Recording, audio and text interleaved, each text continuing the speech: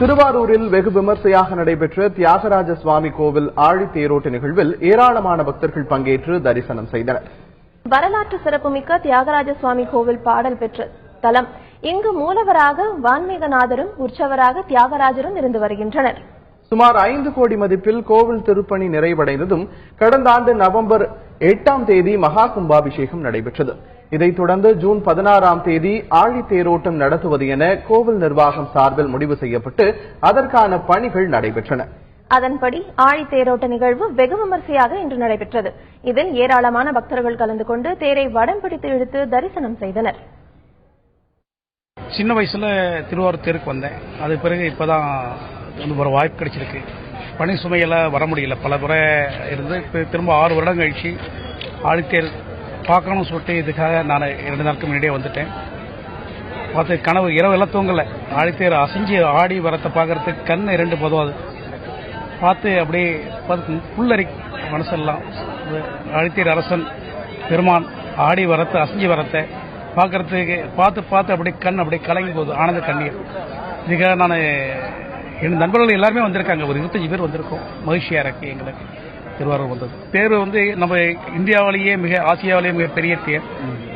அது ஆடி அசைஞ்சு வரத்துக்கு அது பார்த்தா தேர் அடைச்சான்னு சொல்லுவாங்க. தெருவடைச்சான் திருவிழா மாதிரி அது தெரு ஃபுல்லாக முழுமையா இருக்கிறது எங்க மக்கள் தலைகள் தான் இருக்கு. உங்களுக்கு ஆள் எள்ளு போட்டாலும் அதாவது எண்ணெய் ஆயிடும். அதோட ஒரு நெருக்கமான மக்கள் இறங்கி இருப்பாங்க. அதை நீங்க பார்க்கறதுக்கு இருக்கலாம். இதை பல ஊர்ல இருந்து பல அடியார்கள் வந்திருக்காங்க. சிறப்பா இருக்கு. திருவாரூர் ரொம்ப பழமையான கோயில். சிதம்பரத்தை விட ரொம்ப பழமையானது திருவாரூர். இது சப்த விடங்கள்ல வீதி விடங்கர்ன்றது மரகதலிங்கிறது ஃபர்ஸ்ட் இங்கதான் வீதி விடங்கர்னு அவருக்கு பேரு. சுந்தரருக்காக சாமி வீதியிலே நடந்து வந்துகிறாரு. ஆனால் திருவாரூர்ல பிறந்தாலும் திருவாரூர் நினைத்தாலும் ரொம்ப முக்தின்றது பெருமை.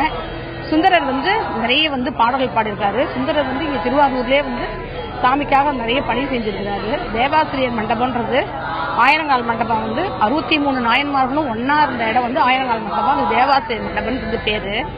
தியாகராஜ பெருமான் பங்குனி உத்தரத்துக்கு பாத காட்சி காமிப்பாரு. மார்கழி ஆருத்ராலையும் பாத காட்சி காமிப்பாரு.